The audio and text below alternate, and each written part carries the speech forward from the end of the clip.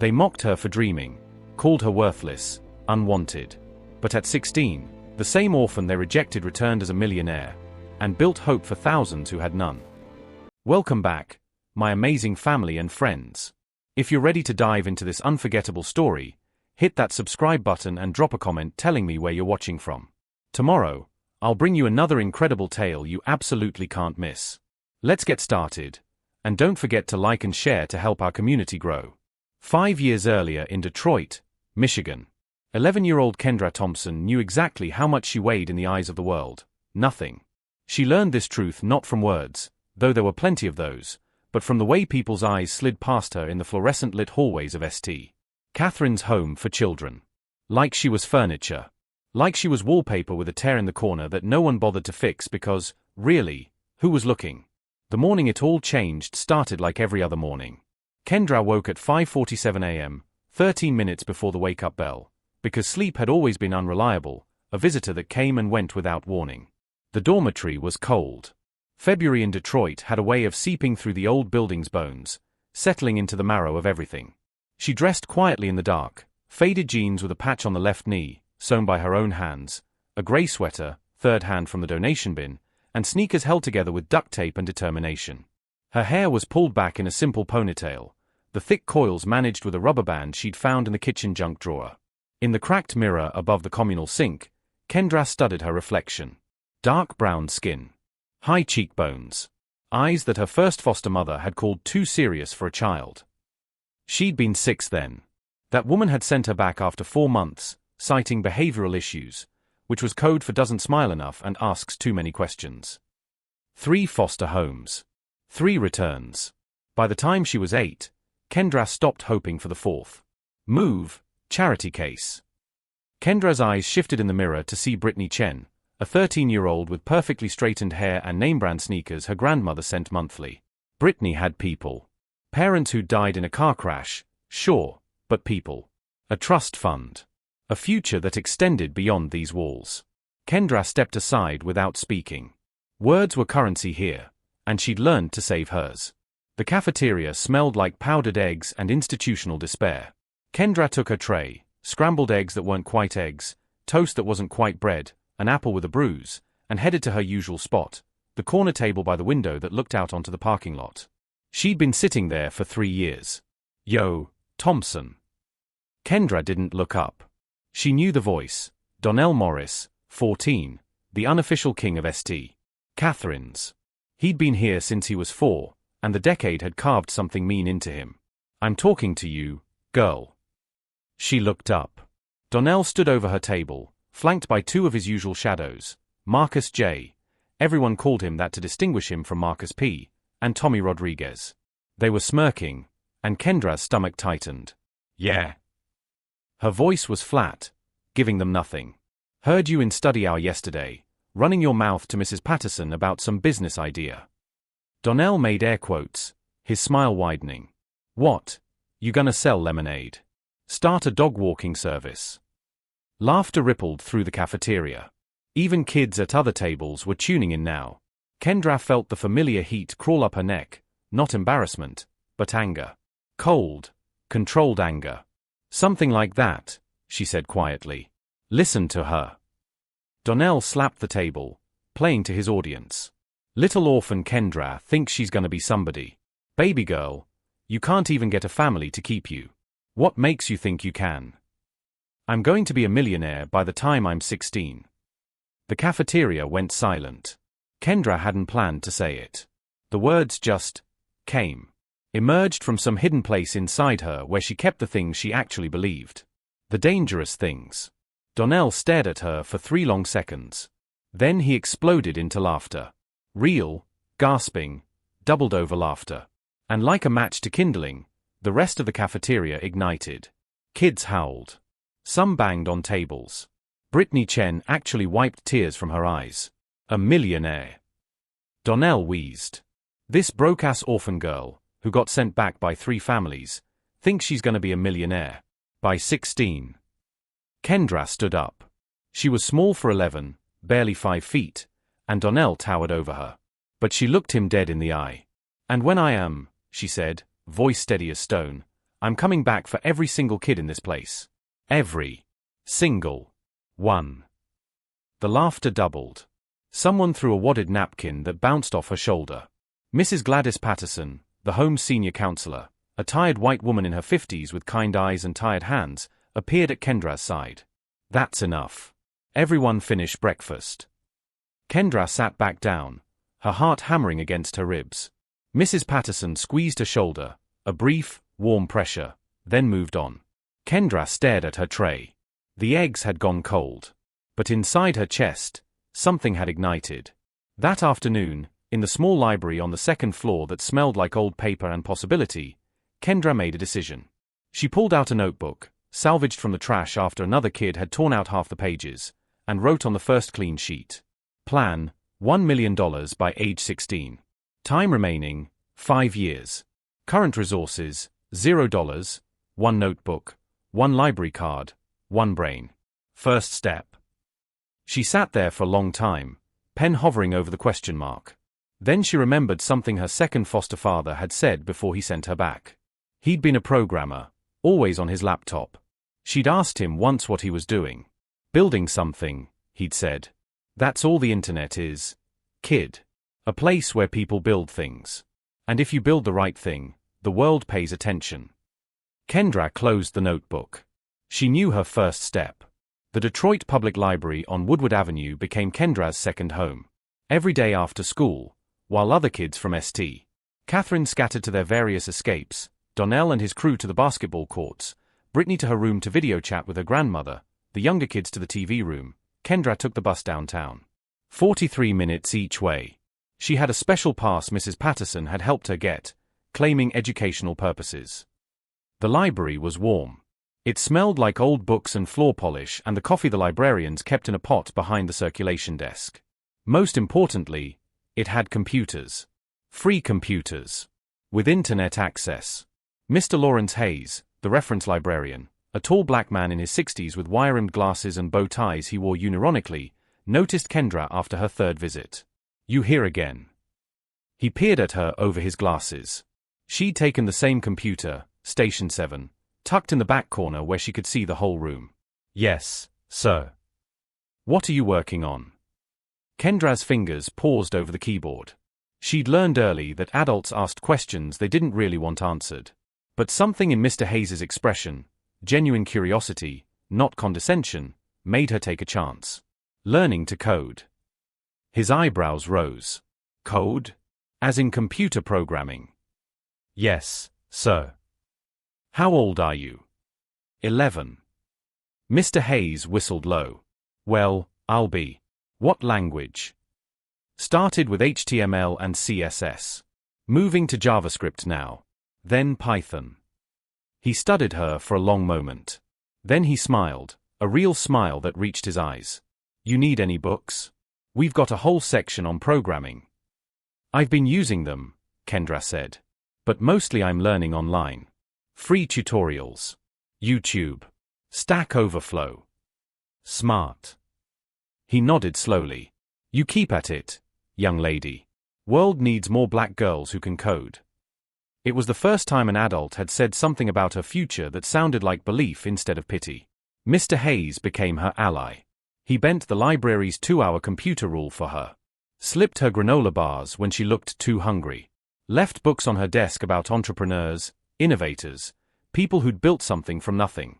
3 months in, Kendra had her first breakthrough.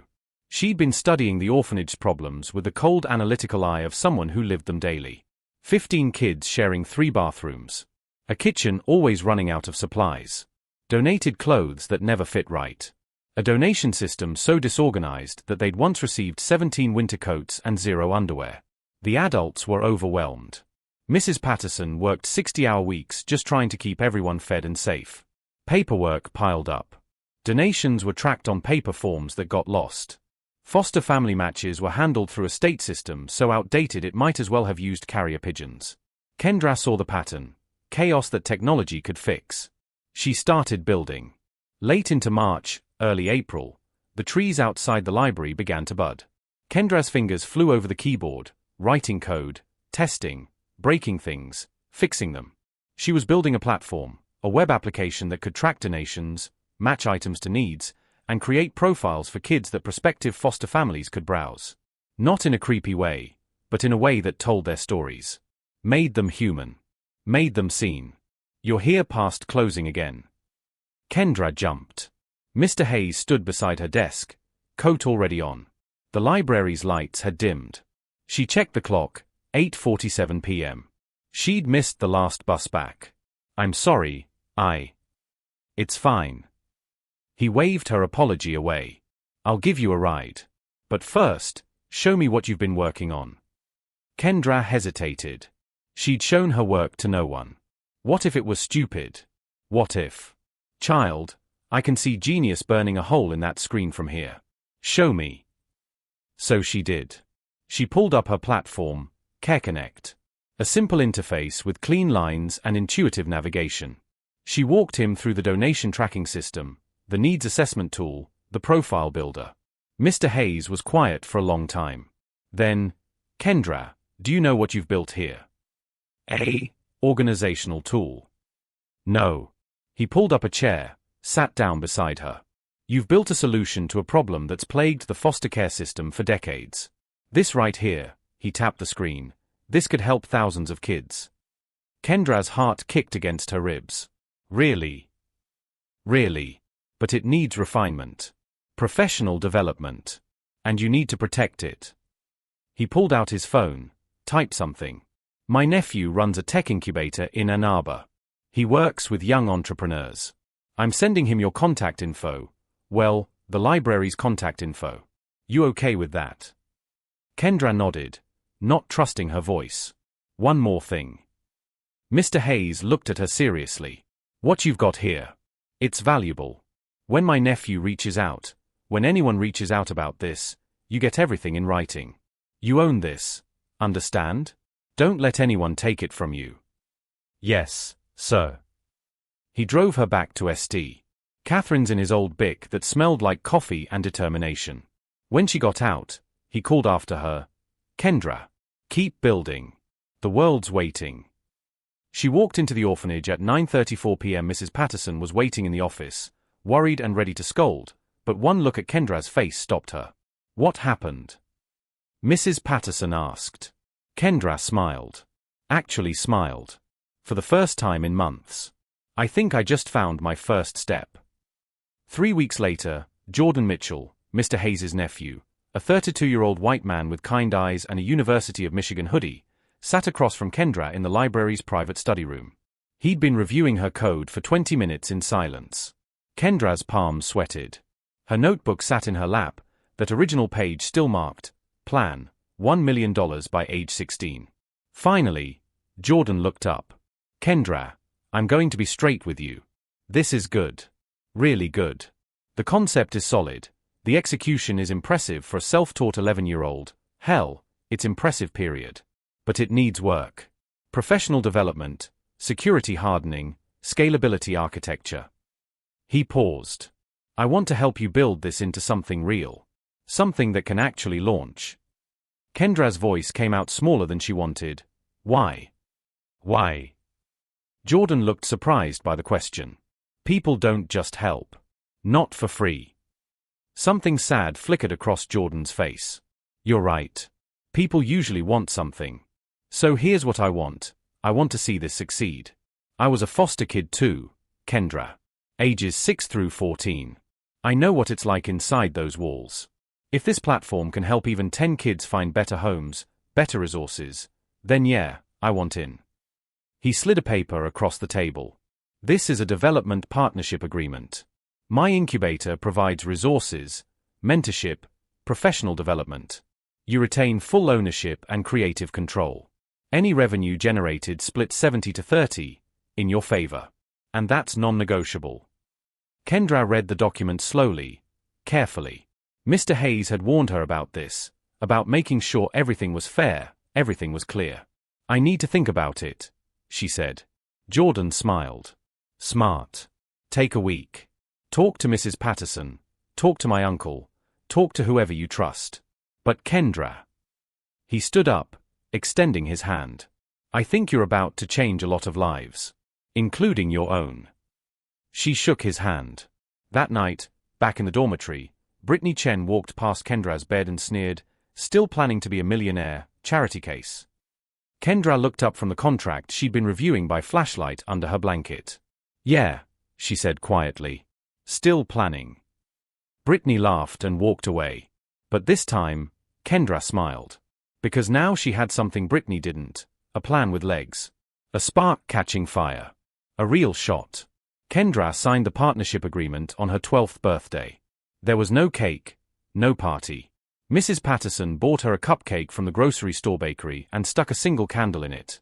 Jordan came to the orphanage with the final contract, a notary public, and a laptop bag he presented to Kendra like it was made of gold. "Every entrepreneur needs proper tools," he said. Inside was a refurbished MacBook, 3 years old but pristine. Kendra ran her fingers over the smooth aluminum surface and felt something crack open in her chest. Not quite hope, but close. "Thank you," she whispered.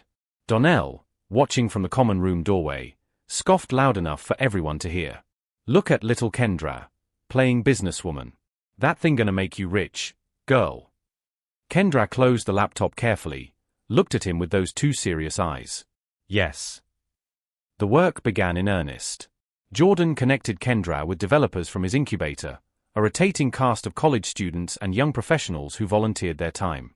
They met via video calls, Kendra taking notes frantically as they discussed API integration, database architecture, user authentication protocols. She understood maybe 60% at first. By month 3, she understood 90%. School became an obstacle to navigate rather than engage with. Kendra did the minimum to maintain her grades, straight BS, nothing that drew attention, while pouring every spare moment into CareConnect. She coded during lunch period on her laptop. She sketched interface designs during history class. She dreamed in Python functions and CSS selectors. Mrs. Patterson noticed. "Kendra, honey, you need balance. When's the last time you just played? Hung out with the other kids?" Kendra looked at her like she'd suggested taking up fire breathing. "Mrs. Patterson, I'm 12 years old and building a tech company. I don't have time to play. That's what worries me." But Mrs. Patterson was also the first person Kendra approached when CareConnect reached beta testing phase. "I want to pilot it here. At St. Catherine's. See if it actually works." Mrs. Patterson studied the laptop screen, scrolling through the platform's features. The donation tracker that could photograph items, categorize them automatically, and match them to current needs. The digital profiles for each child, not cold case files but warm narratives that highlighted their interests, dreams, and personalities. The scheduling system for home visits, counseling sessions, medical appointments. "Kendra, this is..." Mrs. Patterson's voice cracked. "This is exactly what we need. What every facility like us needs. How did you..." "I lived it," Kendra said simply. "I know what's broken because I'm one of the broken things."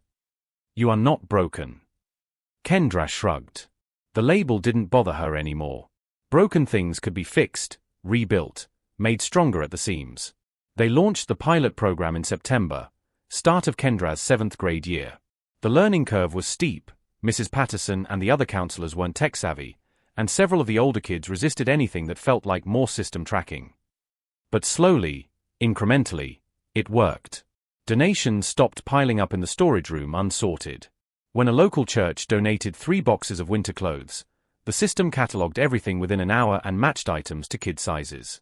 When 14-year-old Amber Washington needed new glasses, the platform flagged it automatically and connected with a donor program that provided them within a week instead of the usual 3-month wait. Word spread. Not viral spread, but grassroots spread. Mrs. Patterson mentioned the system at a county foster care coordinators meeting. A social worker from Ann Arbor called, interested in learning more. Then one from Flint. Then Grand Rapids. By December, 6 months after launch, CareConnect was operating in 11 facilities across Michigan. Jordan called Kendra on a Saturday morning, his voice vibrating with barely contained excitement. "Kendra, we need to talk revenue model." They met at a coffee shop near the library. Kendra ordered hot chocolate, still too young for coffee, though she tried it once and hated the bitterness. Jordan had a stack of papers covered in numbers. "Okay, here's the situation," he said, spreading the documents across the table. We've got interest from 43 facilities in 8 states. They're willing to pay for the service. The question is, how much? Kendra studied the numbers. Jordan had done market research, competitive analysis, cost projections. He'd outlined 3 pricing tiers: basic, plus, and premium. We can't price out the facilities that need it most, Kendra said immediately. Small homes, underfunded ones. They're the ones with the worst chaos. Agreed. So we use a sliding scale based on budget and capacity. Big facilities with state funding pay full price. Small operations pay what they can. Some pay nothing. That's not very profitable. Jordan grinned. You're thinking like a capitalist. Good. But here's the thing. We also seek grants, corporate sponsorships, donor partnerships. Companies love funding tech-forward initiatives. We make the software sustainable without exploiting the kids it serves. Kendra absorbed this, her mind already running calculations. What's the timeline to profitability? Conservative estimate? 18 months. Aggressive? 10 months if we close the deals I'm negotiating with 3 corporate sponsors. I'll be 13 in 10 months. 14 in 18. And a millionaire by 16, according to your plan. Jordan's eyes twinkled. Still on track. Kendra didn't smile, but something fierce flickered across her face. We're getting there. The resistance came from an unexpected place. Director Helen Carver, the state oversight coordinator for foster facilities, showed up at St. Catherine's in February. Kendra was 12 and a half now, taller by 3 inches, her face losing its childhood softness. Director Carver was a white woman in her 50s with perfect posture and a smile that never reached her eyes. She arrived with a clipboard and an air of authority that made Mrs. Patterson nervous. Kendra was called to the office during lunch period. Miss Thompson. Director Carver's voice was crisp, professional. I've been reviewing the implementation of your platform across our facilities. CareConnect, Kendra said. Yes. I have concerns. Kendra's stomach tightened, but her face remained neutral. What kind of concerns? Data privacy, security protocols, liability issues. You're a child, Miss Thompson. A very bright child, certainly, but these are complex legal and technical territories. The state cannot endorse a system that hasn't undergone proper vetting, proper certification. We have security protocols, Kendra said evenly. Bank-level encryption. COPPA compliance. HIPAA compliance where applicable. Jordan's team includes a cybersecurity specialist who? Jordan Mitchell. Director Carver consulted her clipboard. Your business partner. Also your legal guardian, I understand. Mentor. Not guardian. And you're how old? 12. Exactly. Director Carver leaned back, her point made. Miss Thompson, I'm not trying to discourage your entrepreneurial spirit. But there are proper channels for this sort of innovation. The state has contractors, established vendors with proven track records. Perhaps when you're older, with proper credentials and institutional backing. The state system doesn't work. The words came out sharper than Kendra intended. Mrs. Patterson tensed. Director Carver's smile froze. Excuse me. Your system. Kendra felt the anger rising, the cold, controlled anger she'd been banking for years. The state's foster care management system is 20 years old. It runs on outdated servers. It crashes constantly. Social workers waste hours on paperwork that should take minutes. Kids wait months for basic necessities because nobody can track what's needed or what's available. Your system is failing us. Miss Thompson. I'm one of the kids it failed. Kendra stood up, her hands flat on the desk. I was sent back by 3 families. You know why? Because the matching system didn't account for anything real. It just checked boxes. Compatible age range? Check. Okay housing? Check. But nobody asked if those families actually wanted a kid who asked too many questions, or who was too quiet, or who'd learned not to trust adults because adults kept giving up on her. The office was silent except for the hum of the space heater in the corner. Director Carver's expression had shifted. Not quite sympathy, but something less rigid. CareConnect works, Kendra continued, her voice steadier now. It's helping kids. Real kids, right now, today. You can audit it, certify it, add whatever bureaucratic stamps you need. But don't shut it down because I'm 12. That's not a valid reason. That's just being afraid of change. Mrs. Patterson looked like she wanted to applaud and apologize simultaneously. Director Carver stood, gathering her papers. I'll need full documentation. Security audits from independent third parties. Legal review of all contracts and data handling procedures.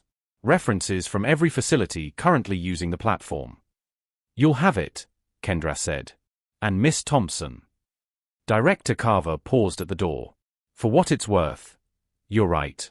The system is failing you. Failing all of you. Maybe it takes a 12-year-old to see that clearly. She almost smiled. Get me that documentation within 30 days. After she left, Mrs. Patterson let out a breath that sounded like she'd been holding it for years. Kendra, that was either the bravest or most foolish thing I've ever seen. Probably both, Kendra admitted. Her hands were shaking. She shoved them in her pockets.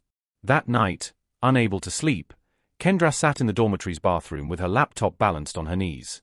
She pulled up her original notebook entry, now photographed and saved as her desktop background. Plan, $1 million by age 16. Below it, she typed a new line. Current age, 12.5 years. Current revenue, $47,000, annual contracts. Projected revenue, 12 months $340,000. Obstacles, state bureaucracy, age discrimination, imposter syndrome. Next goal, prove them all wrong. Someone knocked on the bathroom door. You alive in there, Thompson? It was Jasmine Porter, 10 years old, new to St. Catherine's. She'd arrived 3 weeks ago, scared and silent. Kendra had helped her set up a profile in CareConnect, carefully writing about how Jasmine loved drawing and wanted to be a veterinarian. Yeah, I'm here. You really gonna be a millionaire? Kendra saved her document, closed the laptop. Yeah, I really am. Can I help? Kendra opened the door. Jasmine stood there in pajamas 2 sizes too big, hope written across her small face like a prayer. Yeah, Kendra said, and meant it. You can help. Because that was the point, wasn't it? Not just becoming a millionaire, but building something that pulled others up with her. That lifted all the rejected, mocked, forgotten kids who'd been told they were nothing. That proved the world wrong. The call came 3 months before Kendra's 16th birthday. She was sitting in AP Calculus, half listening to Mr. Roberts drone about derivatives, when her phone vibrated. She'd earned the privilege of carrying a phone, one of the few kids at St. Catherine's who had one, purchased with her own money from CareConnect's growing profits. The text from Jordan was brief. Call me. Now. Good news. Kendra raised her hand. May I be excused? Emergency. Mr. Roberts looked skeptical but nodded. She was his best student. He'd learned not to question her. In the hallway, she dialed Jordan. He picked up on the first ring. Kendra. Sit down. I'm standing in a school hallway.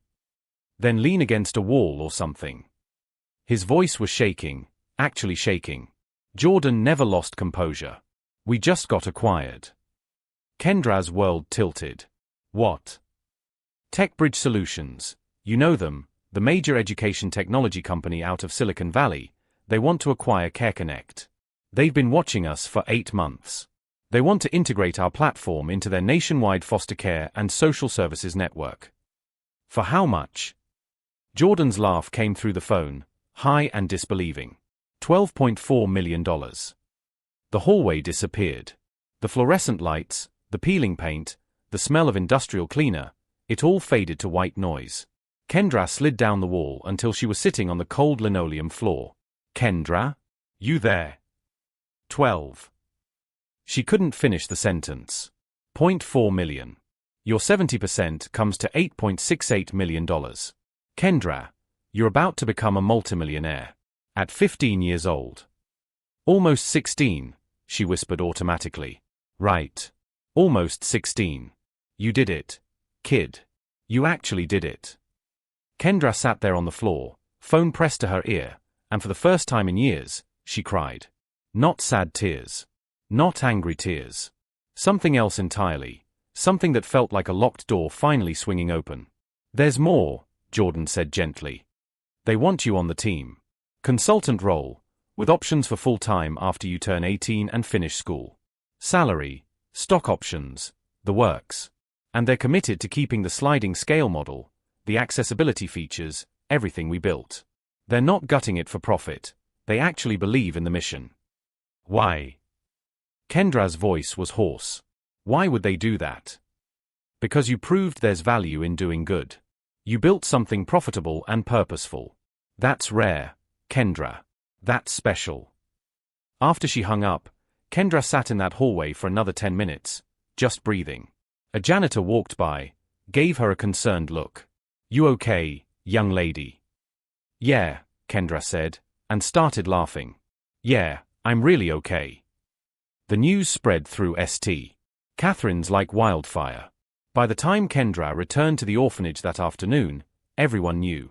Mrs. Patterson was crying happy tears in her office. The younger kids swarmed Kendra with questions.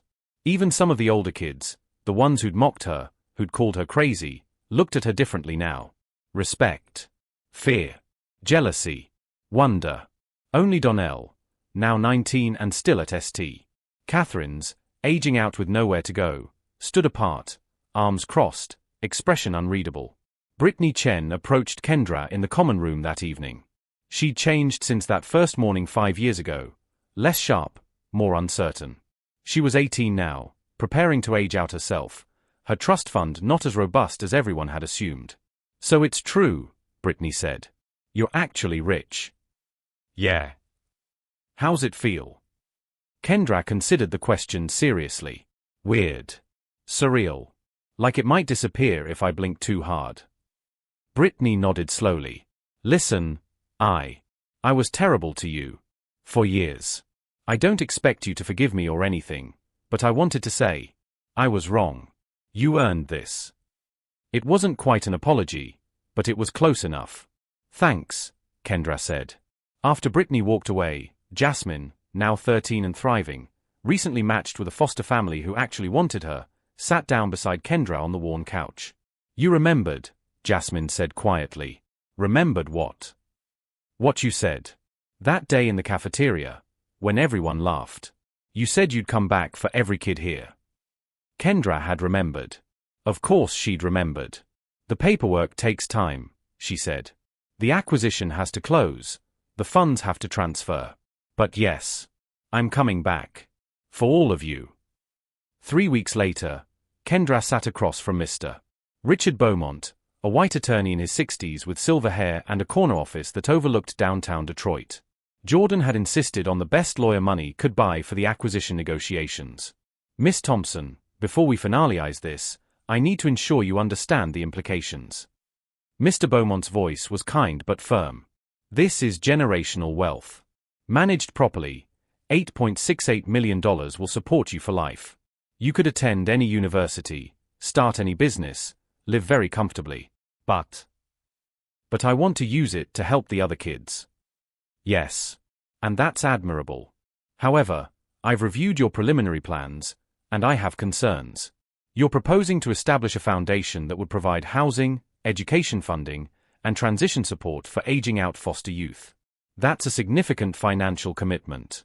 You could spend everything in under 5 years if you're not careful.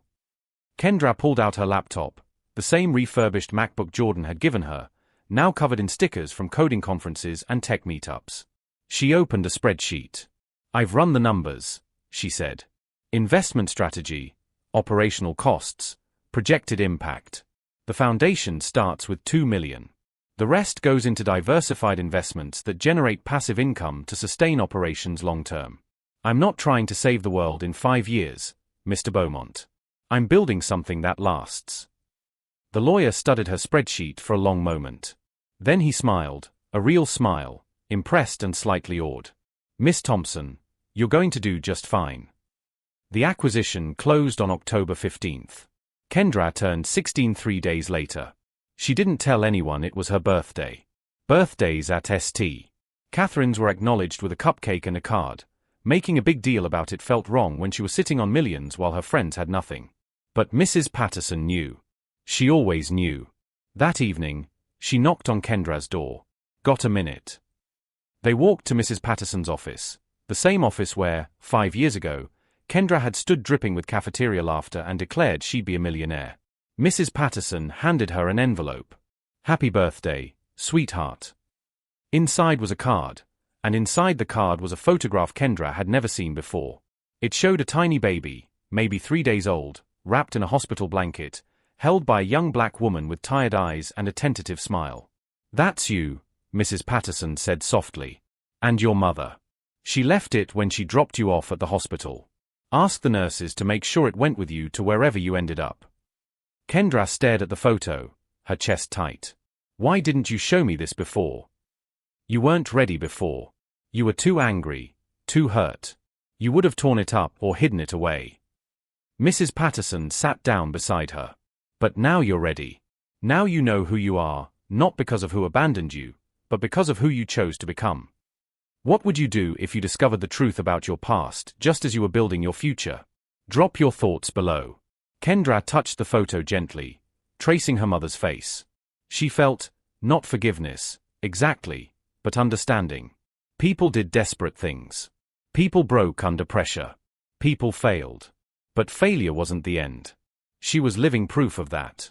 Thank you, she whispered. That night, Kendra sat in the common room with her laptop, working on the final details of her foundation. She decided to call it Second Chances, because that's what everyone deserved. A second chance. A third. As many as it took. Donnell walked in, saw her, almost turned around. Then stopped. Thompson. She looked up. Yeah. He stood there awkwardly, hands shoved in his pockets. 19 years old and still so lost. You meant it? What you said about coming back for everyone? I meant it. Even me. Kendra studied him. Donnell, who'd tormented her. Who'd laughed loudest that day in the cafeteria. Who'd spent 5 years telling her she was nothing. Even you, she said. He nodded slowly, something cracking in his expression. I was wrong about you. Yeah, you were. He turned to leave, then paused. For what it's worth. I'm proud of you. We all are. Even if we're too stupid to say it. After he left, Kendra returned to her laptop. She pulled up that original notebook page, the photograph she'd kept all these years. Plan, $1 million by age 16. Below it, she typed. Accomplished. Age 15 years, 11 months. New plan, change the world. Starting with everyone who said it couldn't be done. She hit save and smiled. Tomorrow, the real work began. The convoy of black SUVs pulled up to St. Catherine's Home for Children on a cold December morning, exactly 5 years and 2 months after Kendra Thompson had stood in the cafeteria and declared she'd be a millionaire. Inside the common room, breakfast had just ended. Kids were scattered across the space, some heading to school, others lingering over cold cereal, a few watching the morning news on the ancient TV mounted in the corner. Tommy Rodriguez, now 16 and still at St. Catherine's after his last foster placement fell through, was the first to notice the vehicles. Yo, who's that?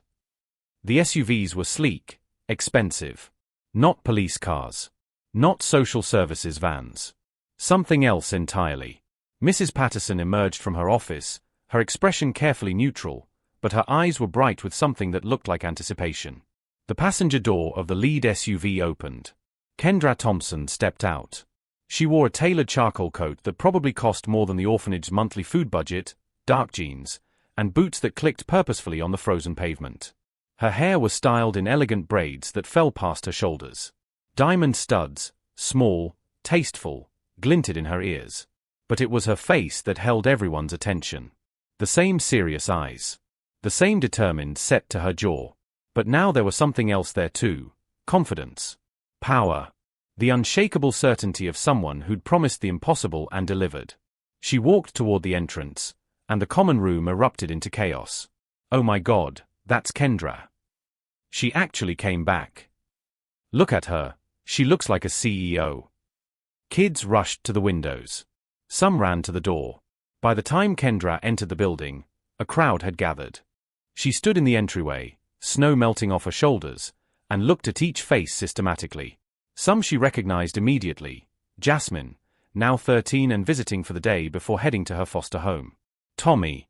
Marcus P., still here at 17. Others were new, kids who'd arrived after she left. And there, at the back of the crowd, arms crossed but eyes curious, Donnell. 20 now, technically aged out but still hanging around, working part-time at a nearby garage because he had nowhere else to go. Mrs. Patterson stepped forward, tears already streaming down her face. "Welcome home, Kendra." Kendra hugged her, a real hug, long and tight. "I told you I'd come back." "You did. You absolutely did." Mrs. Patterson stepped back, wiping her eyes. "Kids, give her some space. Let her breathe." But Kendra shook her head. "No, it's okay. I have something to say to everyone."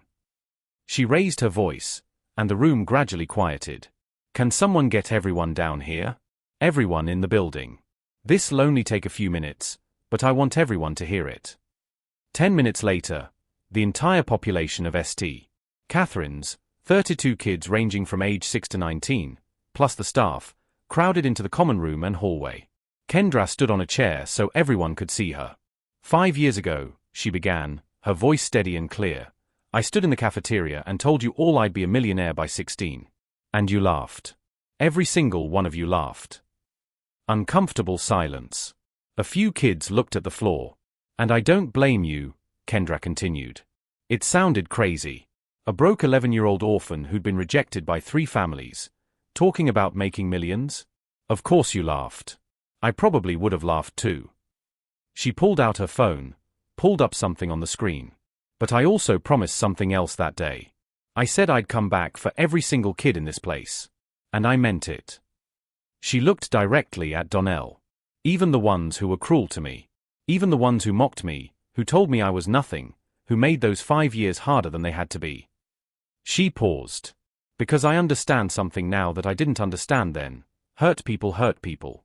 And every kid in this building has been hurt. Rejected. Told they're not enough. That's not your fault. That's the system's fault." Kendra stepped down from the chair, moved to the center of the room. "So here's what's happening. I've established a foundation called Second Chances. Starting today, every kid in this building, and in the 47 other facilities where Care Connect operates, has access to the following." She counted on her fingers. 1. Educational support. Tutoring, college prep, trade school funding, whatever you need to build the future you want. 2. Housing assistance. When you age out, you're not going to the streets. The foundation provides transitional housing, job placement support, life skills training. 3. Mentorship. Real mentorship from people who've been where you are and made it out. The room was dead silent now. Kids stared at her like she was speaking a foreign language. 4. Kendra continued, emergency support. Medical bills, legal help, therapy, anything you need to survive and thrive. And 5. Seed funding. You got a dream? A business idea? A goal that seems impossible? The foundation provides microloans and grants to help you start. A small voice from the back, Lily Martinez, 7 years old, new to St. Catherine's, piped up, "Is this real?" Kendra crouched down so she was eye level with the little girl. "It's real. I promise you, it's real." Lily's eyes filled with tears. "My caseworker says I'm hard to place because I have asthma and need special medicine." "Not anymore," Kendra said gently. "The foundation covers medical expenses. You're going to be okay." The dam broke. Kids started crying, asking questions, rushing forward. Mrs. Patterson looked like she might collapse from relief and joy. Tommy pushed through the crowd, his face a mixture of hope and disbelief. "Kendra, I aged out next month. I got nowhere to go. My foster parents kicked me out when I turned 16, and I've been sleeping on people's couches." "Not anymore," Kendra said firmly. "You've got somewhere to go. The foundation's first transitional housing facility opens next week in Midtown. 24 units, fully furnished, support staff on site. You'll be one of the first residents." Tommy's face crumpled. He turned away, shoulders shaking. Brittany Chen, now 20, working 2 jobs and barely scraping by, approached slowly. Kendra, I don't deserve your help. After everything I said. Everyone deserves help, Kendra interrupted. That's the whole point. You think I did this for revenge? To prove you all wrong? She shook her head. I did this because nobody should have to fight as hard as I fought. Nobody should have to feel as alone as I felt. We're supposed to lift each other up, not tear each other down. She addressed the whole room again. So yeah, I'm a millionaire now. Actually, I'm worth about 9 million after investments and expenses. But that money isn't mine. It's ours. It belongs to every kid who was told they were too broken, too difficult, too much trouble. It belongs to everyone who survived this system and everyone who's still surviving it. Kendra's voice grew stronger. And here's what I want you to know. If I can do this, me, the girl who got rejected 3 times, who lived in duct tape sneakers and patched jeans, who had nothing but a library card and a crazy dream, then you can do anything. Anything. You hear me? The room erupted. Kids were crying, hugging each other, hugging Kendra. Staff members weren't even trying to maintain composure anymore. Through the chaos, Kendra saw Donnell still standing at the back, watching. She walked over to him. You meant what you said? He asked quietly. Even me. Even you. Kendra extended her hand. The foundation has job training partnerships with local businesses. Auto shops, construction companies, tech firms. You're good with your hands. I remember you fixing the van that time it broke down. Let me help you turn that into a career. Donnell stared at her hand for a long moment. Then he took it, his grip firm. Why? After everything. Because someone has to break the cycle, Kendra said simply. Might as well be me. Later that afternoon, Kendra sat in Mrs. Patterson's office, finalizing the partnership agreement that would make St. Catherine's the flagship site for Second Chances programming. You know, Mrs. Patterson said, signing the last page, when you first came here at age 6, I thought you were the saddest child I'd ever seen. So closed off. So determined not to hope for anything. I learned early that hope was dangerous. And yet you built an empire on it. Mrs. Patterson smiled. Hope for other people. That's the key, isn't it? You couldn't hope for yourself, so you hoped for everyone else. Kendra thought about that. Maybe. Or maybe I finally learned that my story didn't have to be about what I lost. It could be about what I built. Mrs. Patterson handed her a folder. Speaking of building, I have something for you. Inside was a letter, yellowed with age, addressed to my baby girl. Your mother left this with the hospital staff, along with that photograph. They sent it here when you were 6, but I kept it, waiting for the right time.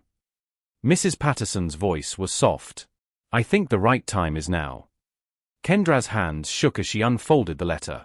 The handwriting was shaky, barely legible in places. To my baby girl.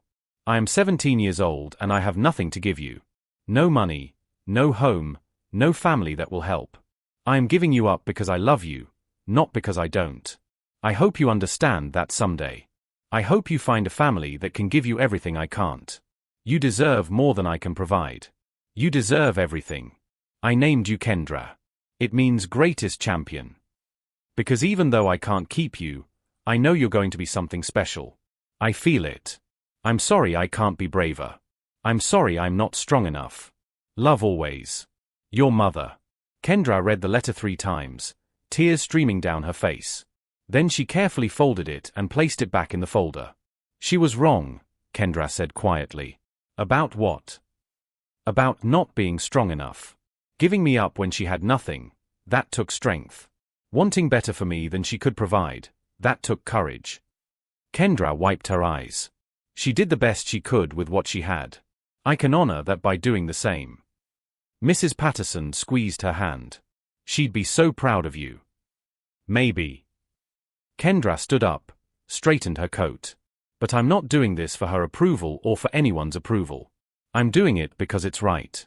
Because kids deserve better. Because the system needs to change.